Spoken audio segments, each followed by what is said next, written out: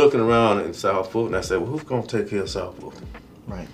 I mean, who's actually going to sit up and actually help people when they need it? So my thing was, I said, well, I need to do something.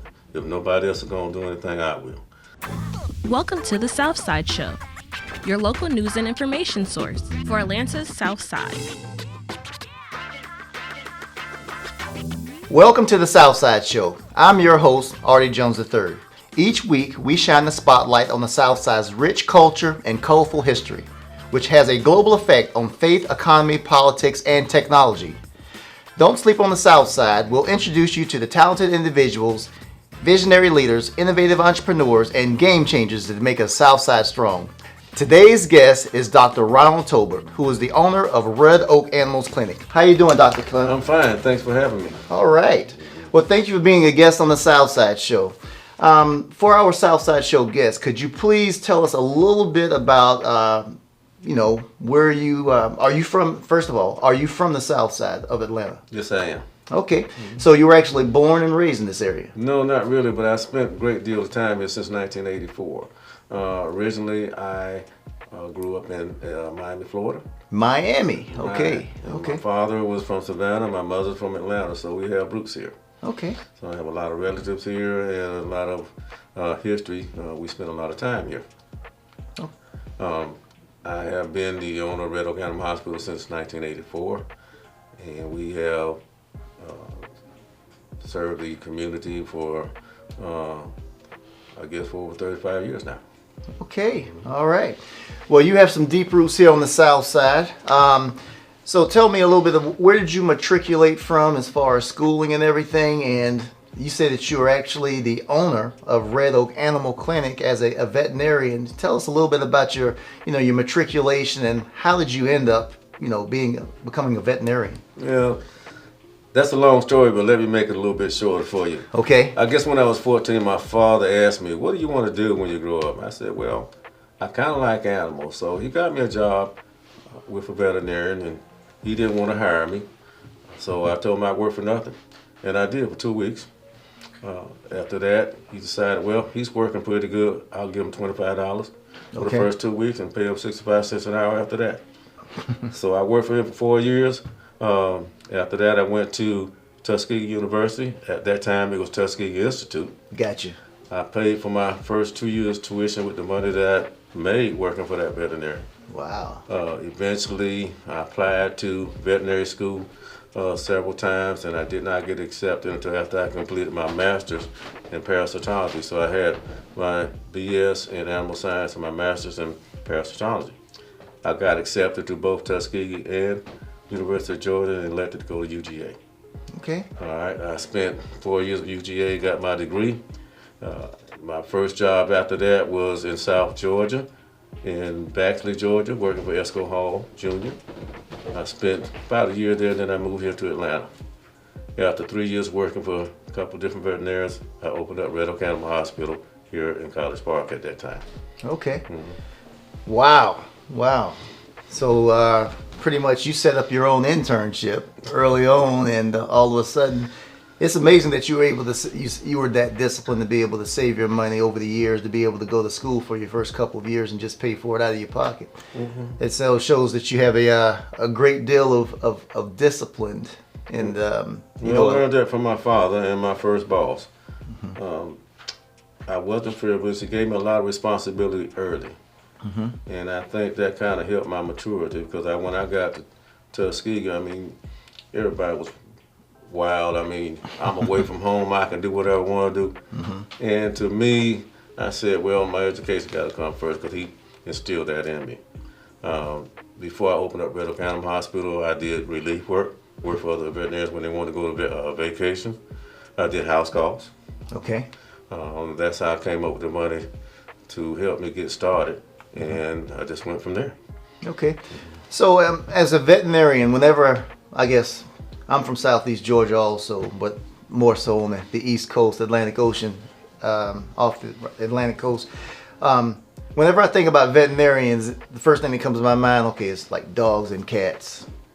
But, our conversation earlier, you were telling me about, I was asking you about some of the the animals that you worked on, you said cows, pigs, Right. even a bull at one time, right? Yeah, we did a lot of cattle work when I was in South Georgia. We did cattle. We did a lot of hog work down there, and that was challenging. But back then I was real young.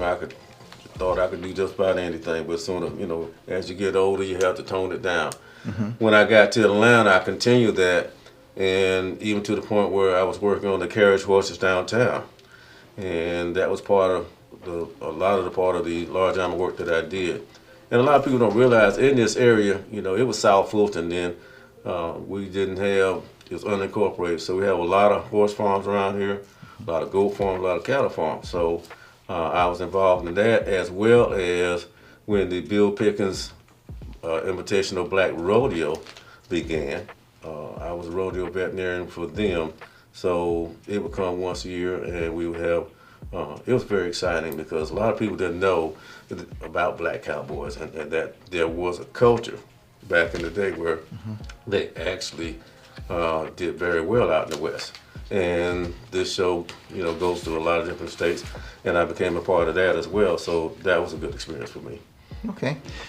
So you were mentioning on the South Side, since you've been there since '84, you've seen a whole lot of change on the South Side. Yes. A lot of the roads, major streets, even retail outlets, did not exist. Correct. And there was a lot of farms here during that time also. So tell me, right now, are you still working on the same type of animals right now, or has it changed over time? It changed over time for me because after I got older, I had to consider that, well, I'm a single parent. Okay. And I've been raising both my children since '92. One of them has autism. Okay. So, of course, we're joined at the hip, for life because, he can't take care of himself. Although he does very well. There's a lot of things I can't do without him. But as you get older, you feel like, large animals, dangerous work. First of all, you have to consider that at some point you may get hurt or maimed. And I have to come home in one piece just because of my circumstances. So there were at least 3 large animal veterinarians in this area for a long time. 2 of us retired from large animal, I guess, about 15 years ago. Since then, I've been doing mostly small animal and pocket pets. And I think that's kind of where my roots were to begin with. It's great to see the human-animal bond that we have between our clients and their little furry babies. And you'll be surprised what they will go through to make sure that they're taken care of. Right. So, what are the advantages? I know that you had the opportunity, you could have located your clinic anywhere, around the Atlanta metro area. What are the advantages, the top 2 advantages to locating your clinic on the South Side in the city of South Fulton? I guess when I moved here, it was a very quiet neighborhood. Everybody knew each other, and we kind of took care of each other. And over the years, as a business owner, you get to know the other businesses in the area, and we kind of talk about what's going on in the neighborhood and try to make sure that we do whatever we can to be part of the solution and not part of the problem. We look at the kids on the bus stop and want to make sure they're safe. If anyone looks like they're in trouble, we come to their aid. For instance, one time my daughter and my son, I don't know how, got lost. And a person who knew me picked both of them up, brought them to the house. They said, look, they were right down the street, and the dogs were walking them, so we just brought them home. And that's the kind of neighborhood I grew up in, and that I wanted to be a part of. So, again, looking back, and I did some research before I started all this. I looked at the geographical area, what type of clients I would be dealing with, the schools, the retail areas, and I just thought everything fit that I wanted to be a part of. And I said, well, maybe I can fit myself in here and hopefully be a good part of this community. Yeah. Well, what I can say is the short time that I've been with the city of South Fulton, that you and your business is definitely a staple within the community. It's something that everyone knows about. I've seen your business for a long, long time now. I just never stopped because I didn't really have any pets. You need to come on by and see us anyway. Okay, pay us a visit. Right. But I mean, you have an outstanding, like I said, an outstanding business and all. And then you're very well tied into the community. You serve on the Red Oak Main Street board now, currently, and it seems as though that, like I said, everybody knows you. What would you say are some of the advantages of doing business in the city of South Fulton? Well, again, there are a lot of good things happening here. The park and recreations areas are up and coming. They, when we were here, Welcome Our Park merely had a shack on a hill. Okay, baseball fields and basketball park. Now they have one of the largest facilities in South Fulton, where, and of course the other board I serve on is Miracle League of South Fulton, and we cater to having baseball for disabled children. And that's where we play at Welcome Our Park, in the hopes of one day building a rubberized field outside. So we like to see things improve in a positive way. For instance, there are areas around here that have been underdeveloped for so long, and we like to see those places be revitalized. One of the reasons is because we want to make sure that we keep the crime down, which, as I understand, we have a low crime rate anyway, but the lower it goes, the better we all off. At the end of school years, when school is out, first 3 weeks, everybody braces for break-ins, robberies, and this kind of thing. We want to stop that kind of stuff. Right. Okay, we want to give young people something to do and make them realize that there's something else that they can do, and they can kind of be anything they want to be with the right help. So we try to do some mentoring as well, which is why we take in interns from high schools, Tuskegee University, Fort Valley. We do presentations at the local high schools, elementary schools. My toughest crowd was a kindergarten at Spelman.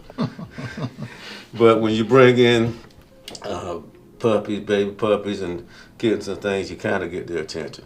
So those are the kind of things that kind of help us move things along. In addition, if you have areas where businesses have gone out of business, we'd like to see them replaced with something else. And there's a lot of room for that, and I think there's a lot of people that are looking to do that, and that's kind of why I stayed here. I love the neighborhood, I love the area, it's beautiful, and I think it's a great place to live and work. What are some of those challenges that you can see down the road? If you were, let's just say, the mayor for the day, and you could do something that would have a lasting effect in the city of South Fulton, what would that be? Well, I think one thing is to improve the traffic in the area. I think that jurisdictionally you have issues where you have to negotiate between the city, the county, and the federal government, because all of those kinds of things run through this area. I mean, within a stone's throw of Hartsfield-Jackson International Airport, so there are a lot of things that we could be doing better here, such as improving traffic on Roosevelt Highway, revitalizing the shopping centers that we have around here, giving more young people things to do. Like I say, there are areas where we can improve, bringing back Delamore Road, for instance. There's a lot of property there where we can improve upon having the parks there, the baseball field, that we just need more resources for our kids to live and grow. Yeah, and the thing about it is that, because of the board that you serve on, the Red Oak Main Street board, and also the Parks and Recreation program, I hear that there's major renovation work about to go on Delamore Road, the park that's located in that area.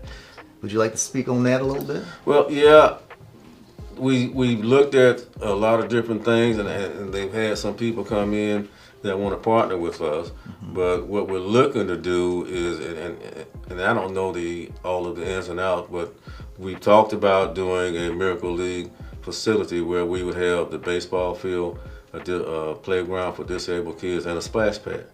I had the fortune of going to Tennessee last year for the All-Star game, and it's amazing the kind of things that they can do to make sure that these kids have a good time and have a facility where they can have equal access to playground materials and just to have fun. The other thing was, I think we were talking about a driving range, a golf driving range, and a hiking trail.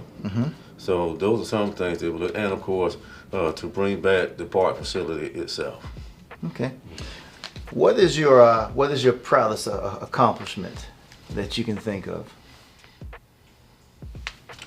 I guess when I think back on it, I always wanted to make sure that I had my own place of business and that it became successful. And early on, I had a few doubts because, of course, it's been said that if you survive your first 5 years, then you're probably going to continue to stay in business. I passed that mark, but we still struggle because, again, there are so many challenges that you have to go through. And most of what I did was without a loan. I did out of pocket. I would make a little money, buy a piece of equipment, make a little bit more money, do a little bit of expansion, or do a little bit of renovation. A lot of renovations I had to do myself. But there came a point where I said to myself, I said, you know what? I need to expand beyond the means, what's coming out of my pocket. So I eventually got a loan. And this is the good part about it. Now, and I won't name any names, but I was with a bank for almost over 20 years. And yeah, I had a few challenges with my credit. But, when you've been with a bank for over 20 years, you would think they would lend you some money, do renovations. And I just didn't get that kind of help from them. So I went to another bank and I talked with a guy and, he came to my office, sat down with me, said, well, can you tell me a little bit about yourself? And I just told him, I said, listen, over the years, I've had some challenges. I'm a single parent, this is what I do. But one thing about it is, there's no one in this neighborhood that can tell you that my word isn't good. If I say I'm going to do something, I'm going to do it. If I promise you I'm going to help you, then you can bank on it. I pay my bills, and if I owe somebody, I pay them. And he actually took that to heart and gave me all the money I needed to expand my practice. Okay. And that's the kind of cooperation and personal things that people did for me that enabled me to be successful. Now, in turn, after all that happened, I said, COVID came. So I'm looking around, and of course, we have food insecurity anyway, right? In many areas of Georgia and of course across the country. But in this particular instance, it was created by a virus. People were out of work, people were struggling. So I'm looking around, and lots of people are doing good things in other communities, like in DeKalb County. And of course, Tyler Perry's doing his thing. He's great. I mean, he's taking care of everybody. So I'm looking around in South Fulton. I said, well, who's going to take care of South Fulton? Right. I mean, who's actually going to sit up and actually help people when they need it? So my thing was, I said, well, I need to do something. If nobody else is going to do anything, I will. So I got with the county commissioners, Helen Zenobia Willis in particular, and of course with Wayfield Foods. And we thought of, and I came up with the idea. I said, well, on Martin Luther King Jr.'s birthday weekend, why don't we pass out grocery carts? And so first year I donated $5,000. We had $50 gift cards, and with the help of Wayfield, they added to it. So we were able to distribute gift cards and we want to target the elderly and those that had children. And this is our third year, and it's been a pretty big success, and I think it's been a big help to the community. So I feel blessed for what the community has given me, and I think it's time now that I give back to the community. Well, that's a great story. I can't, I guess doing economic development now for 25 years, banking relationships are so very, very, very key. And it's not always about credit, it's about the relationships that you have. And, now you're paying forward and you're helping the people within the community. you are the Tyler Perry of the South Side. Well, all that. Yeah, I mean, you stepped up to the plate to do it. I appreciate, the hard work that you've put into the community and your commitment also. What would you like your legacy to be? It seems as though that you are, you serve as a mentor. You have people coming in and working with you. You serve on the board for Fort Valley State College in, helping young people with their education. You serve on the Red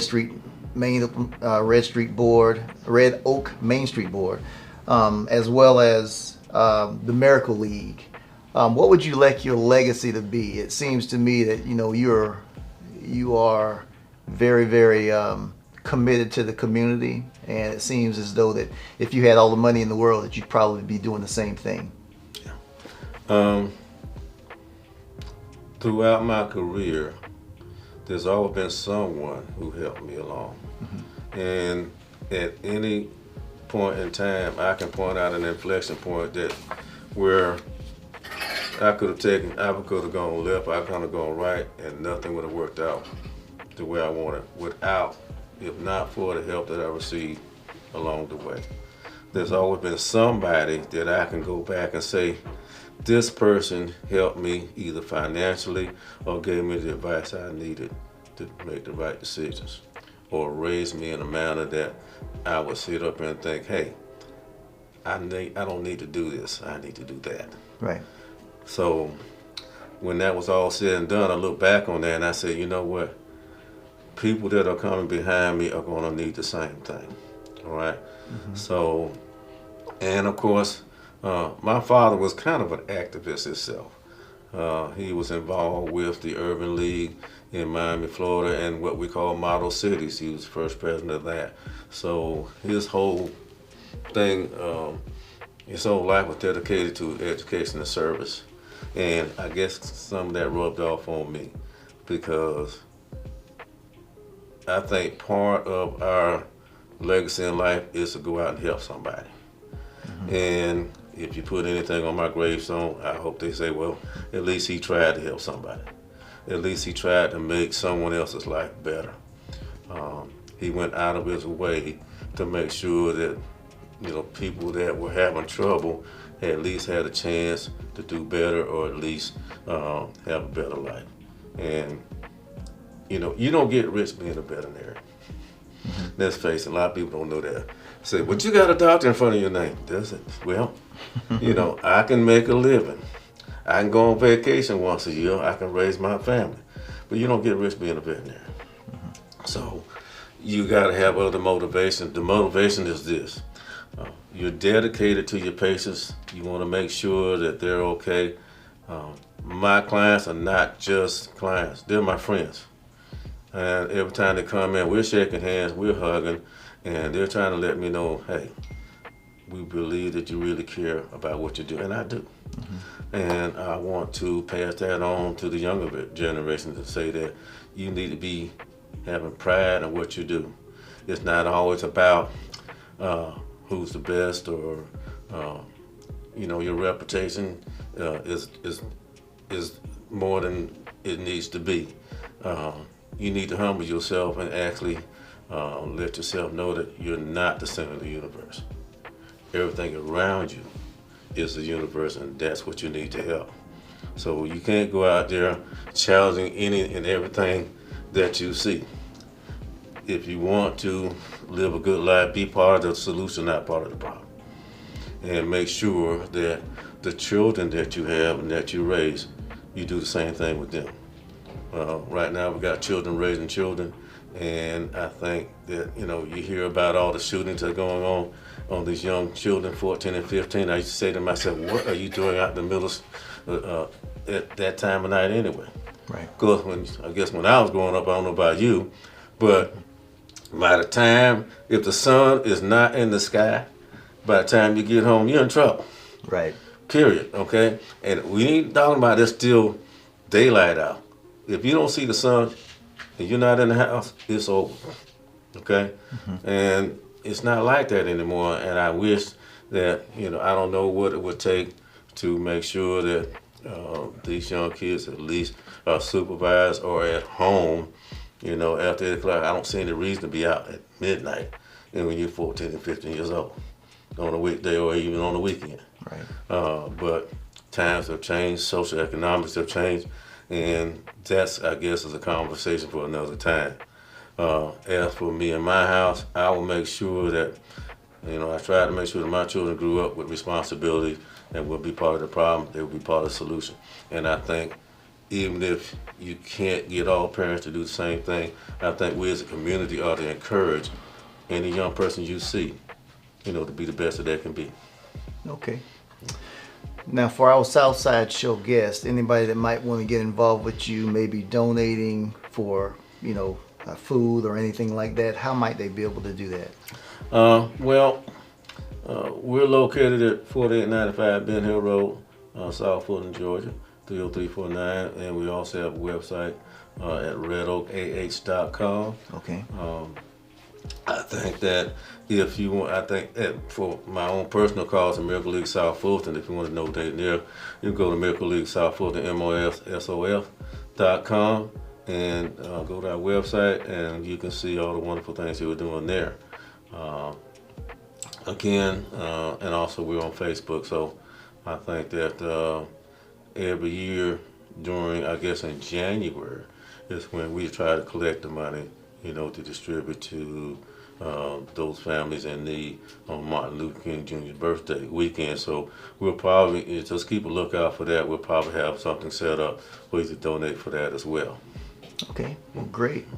Well, what we're going to do is we're going to include a link to your business whenever this episode comes out, so that our Southside Show guests will have a direct link to you so they can reach out to you, patronize you, and also come out and donate and help, with, those things that you're involved in. Mm-hmm. We thank you so much for being a guest on the Southside Show, and we look forward to hearing from you in the future about the great things that you're doing. Mm-hmm.